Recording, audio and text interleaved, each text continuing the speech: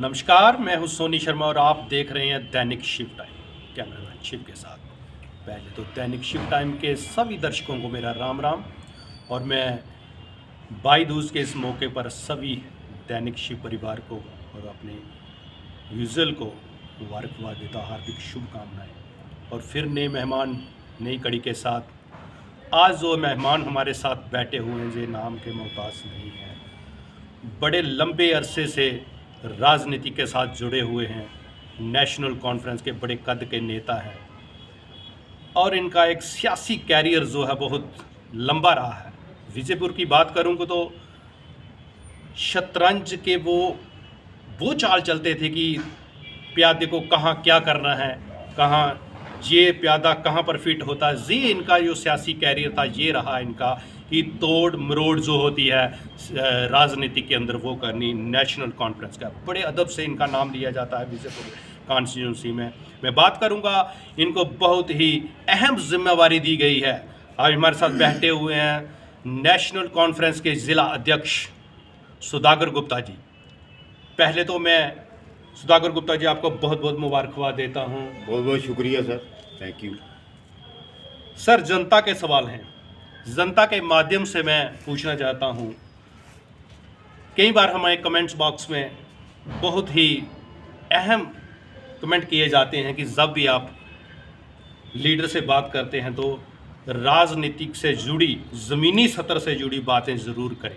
तो सबसे पहले मेरा सवाल है कि बहुत देर कर दी चीफ पैटर्न ने आपको इस मुकाम तक लाने के लिए। ये मेरा पहला सवाल आपसे। आपका बहुत बहुत शुक्रिया। और इससे पहले कि मैं आपके सवाल का जवाब दूँ, भाई दूज के इस पावन पवित्र और शुभ त्यौहार पर मैं सब भाई बहनों को अपनी शुभकामनाएं देता हूँ। अभी हाल ही में दिवाली का भी हमारा पर्व जो हिंदुस्तान के गूंजे गूंजे में गूंजता है, उसकी भी हमारे घर में थोड़ी प्रॉब्लम होगी, वो हम इसलिए वो पूरा सेलिब्रेशन नहीं कर सके। तो आपके सवाल का जवाब यही है कि ऐसी कोई बात नहीं है। नेशनल कॉन्फ्रेंस का जब से दामन थामा है तब से लगता है कि नेशनल कॉन्फ्रेंस ने हमें कभी इग्नोर नहीं किया। कुछ हमारे मुकद्दर की बेवफाई हो सकती है, ख़ास तौर पर कायदे सानी डॉक्टर साहब की जो इनायत हम पर रही, जो मोहब्बत उन्होंने हम पर पेश की, उसका मैं बहुत बहुत मशकूर हूँ और कर्जदार भी। ऐसी बात नहीं है कि वो जैसे आप पूछ रहे हैं वो ऐसी बात नहीं थी। अपने हालात, अपनी मुकद्दर, अपनी कुछ बातें, कुछ अपनी गलतियाँ भी हो सकती हैं। आज भी यहाँ मुझे उन्होंने जिम्मेवारी सौंपी है। मैं आज भी समझता हूँ कि शायद मैं इस काबिल नहीं था, लेकिन कुछ साथियों ने, यहाँ के हमारे मुकर्रर साथी सांबा के भी महेंद्र सिंह जी हैं, मास्टर नूर सैन जी और दूसरे साथी, यहाँ जम्मू के वजिस डोगरा साहब रतनलाल गुप्ता जी और हमारे अभी सूबा सदर रामपाल बाबू जी, हमारे जम्मू और सांबा हुआ एक जोन बना, उनके प्रेसिडेंट किचलू साहब, ब्रिजमोहन शर्मा जी, बशीर जी, काफ़ी लोगों का प्यार हमारे साथ। और वो समझते थे कि यार इसमें कुछ बात तो है, लेकिन इसका मुकद्दर इसके साथ नहीं। मैं आज भी महसूस कर रहा हूँ कि यहाँ जिस तरीके से ये सियासत का ये ढांचा बना हुआ है, तकरीबन हर पार्टी के अंदर ये परेशानी है कि वो कास्ट देखते हैं, कम्युनिटी देखते हैं, इलाका देखते हैं, आदमी का वजूद देखते हैं, उसके रहन सहन की मतलब सोचते हैं, कितना इसका बिजनेस कैसा है, इसके पास पैसे कितने हैं, ये चला सकते हैं कि नहीं चला सकते।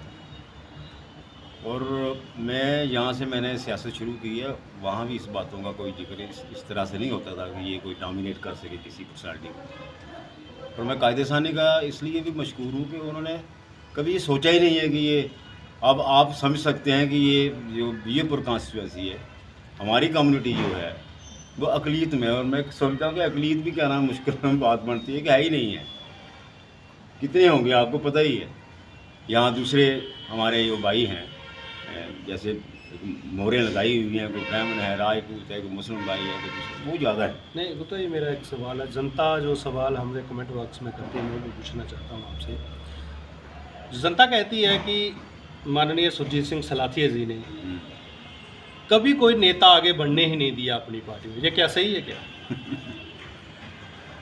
चलो ऐसी बात तो शायद मैं अपने शब्दों में जिक्र नहीं कर सकता, लेकिन एक बात है कि हर सियासी पार्टी में आपको दिखाई देगी। मेरे एक गुरु थे, वो कहते थे कि अब्दुल कबीर वानी थे, कश्मीर से एमएलए भी रहे, कम्युनिस्ट पार्टी में थे।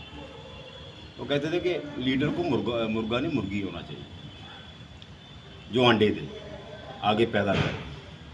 बदकिस्मती के साथ कहना पड़ता है कि ज़्यादा जो लोग हैं वो मुर्गे हैं, वो अंडे नहीं देते, अब आगे पैदा नहीं करते। पार्टी का एक सिस्टम है, पार्टी को बढ़ाना पड़ता है, पार्टी तभी जिंदा रहती है। माँ बाप अगर ये सोच लें कि हम ही रहेंगे और परिवार पैदा नहीं, बच्चे पैदा नहीं करेंगे, तो वो ख़त्म हो जाते हैं। परिवार ज़रूरी है, आगे किसी को सौंपना, आगे बढ़ाना, अपने कारकुन पैदा करना। एक ऑब्जेक्शन या एक शिकवा ये, जैसे आपने फरमाया, एक है लोगों में कि ऐसा उनकी पेशकदमी इस तरफ नहीं हुई। उन्होंने कभी ये नहीं सोचा कि मेरे बाद भी कोई लोग आएंगे। आज वो नहीं है तो एक परेशानी तो है। मैंने कल भी कहा कि जब फौज का जनरल भाग जाता है तो दूसरे साथी को उसमें परेशान है। गुप्ता जी, एक बात और है, इतना लंबा सियासी कैरियर था उनका, सुरजीत सिंह सलाथिया जी का, और एकदम से पार्टी को चेंज करके चल जाना, लोगों के मन में कुछ ना कुछ शंका जरूर हो रही है, इस पर क्या कहेंगे आप? लोगों के मन की बात तो लोगों के मन की बात है। हमारा यहाँ तक है कोई परेशानी हो सकती है या कोई हालात जैसे उनकी नज़र में आए कि कोई हालात बदल रहे हैं, जैसे उनकी जजमेंट है, ये तो उनका मसला है कि उन्होंने क्यों ऐसा किया।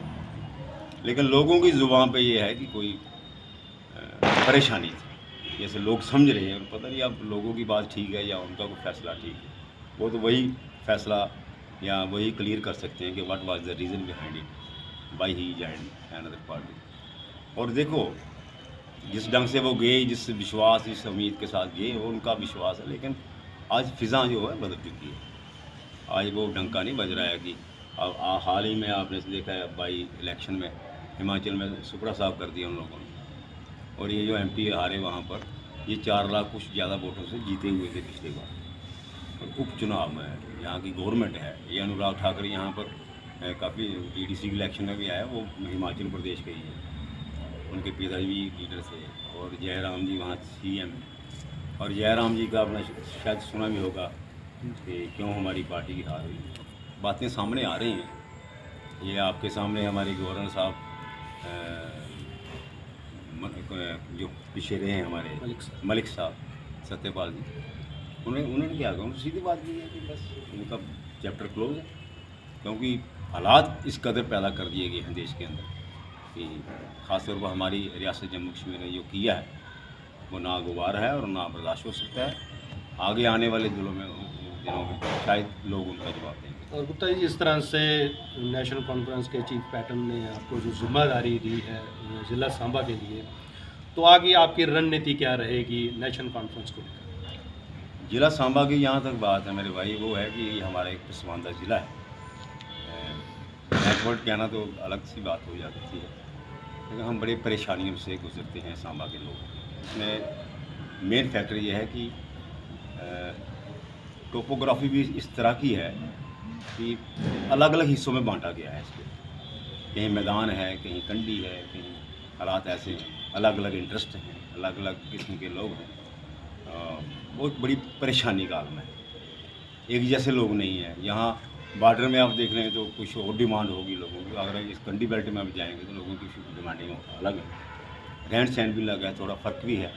चलो रहन सहन की बात नहीं है, लेकिन जो टोपोग्राफी है, जो मुश्किलातें हैं, वो मैं समझता हूँ कि कोई भी, मैं तो कोई चीज़ भी नहीं, इसको किस तरह से हम ठीक करेंगे। यहाँ तक ये लोगों की बात है, यहाँ तक पार्टी का मसला है, वो अभी हमें कोई डायरेक्शन ऐसी मिली नहीं है हाईकमान से।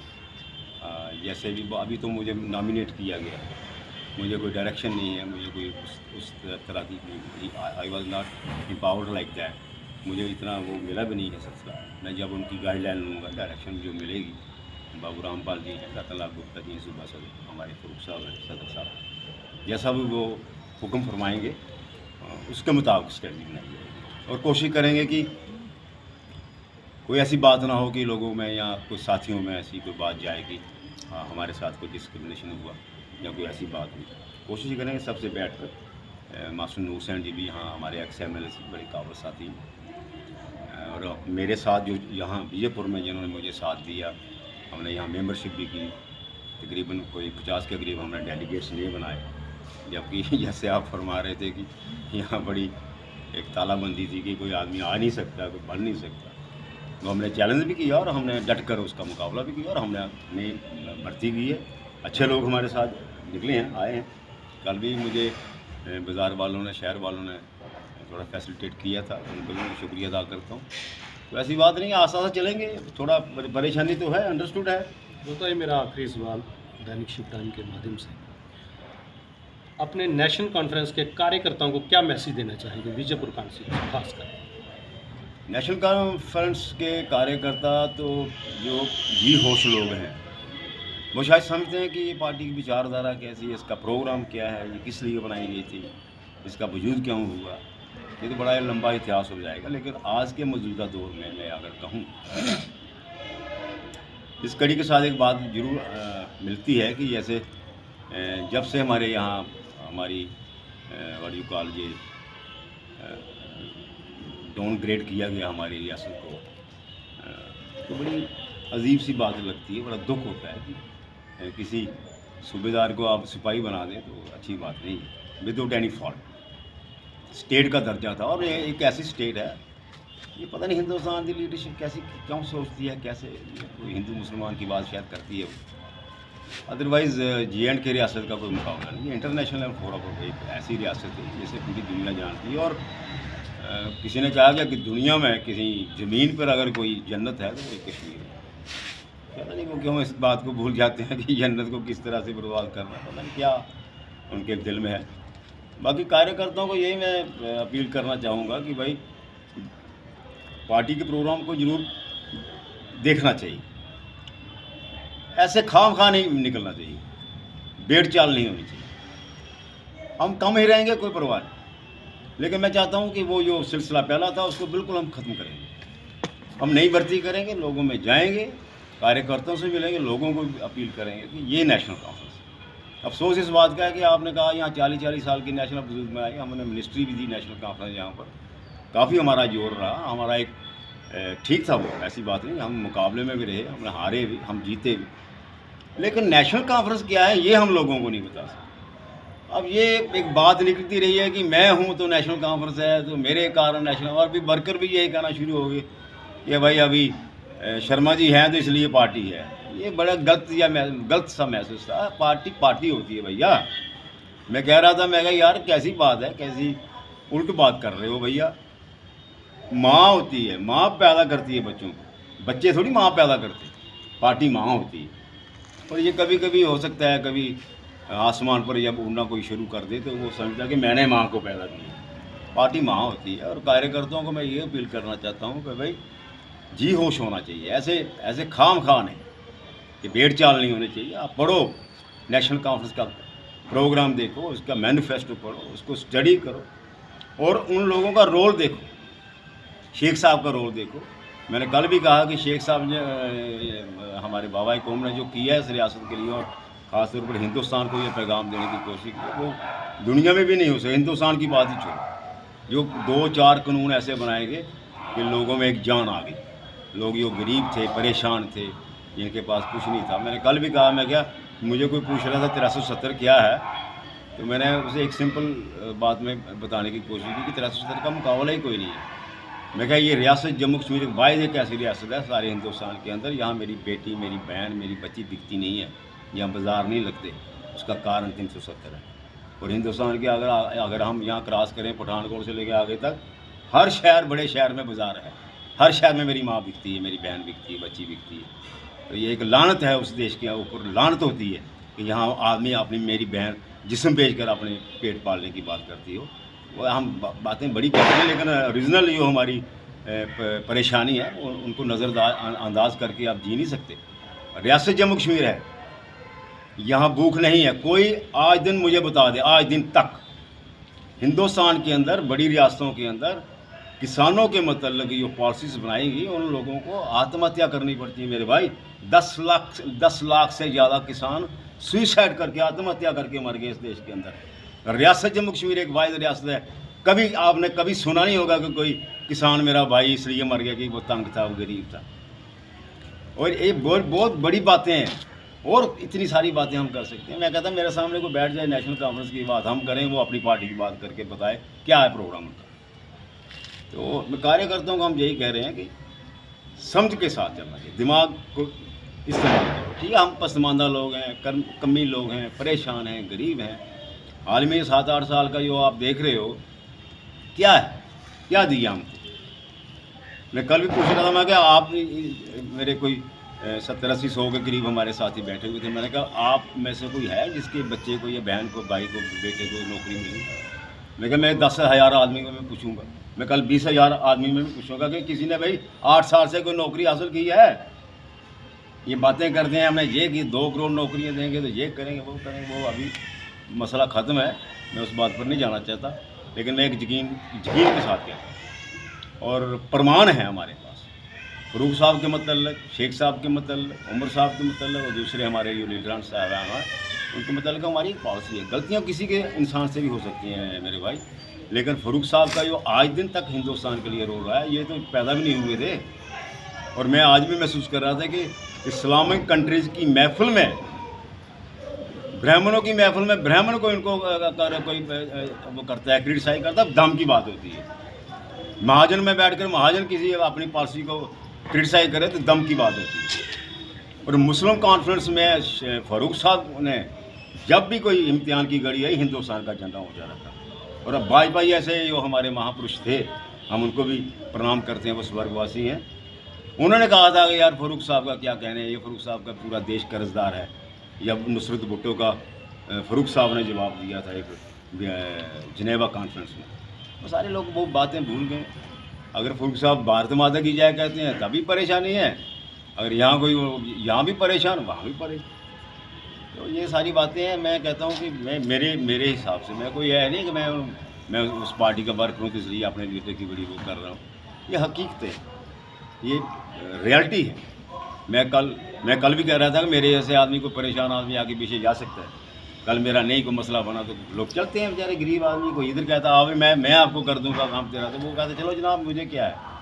लेकिन ऐसे जिन लोगों ने यहाँ पर चांदी के सिक्के और सोने के हाथ डाले हों अपने गले में, उन लोगों को पार्टी के साथ ऐसा नहीं करना चाहिए। बहुत बहुत शुक्रिया समय देने के लिए Gupta ji. Thank you very much, thank you. तो ये थे हमारे साथ नेशनल कॉन्फ्रेंस के जिला अध्यक्ष सुधाकर गुप्ता जी, जिनके ऊपर बहुत ही अहम जिम्मेवारी दी गई है चीफ पैटर्न फारूक अब्दुल्ला की तरफ से, नेशनल कॉन्फ्रेंस की तरफ से। और इन्होंने कहा कि पूरी जिम्मेवारी के साथ जो भी गाइडलाइंस डायरेक्शन होगी उनके मुताबिक जो है वो आगे पार्टी प्रोग्राम से पूरी कर सकेंगे। कार्यकर्ता जो है वो संयम बरतें और पार्टी प्रोग्राम को देखें। फिर एक नई कड़ी के साथ दैनिक शिफ्ट टाइम, कैमरामैन शिव के साथ।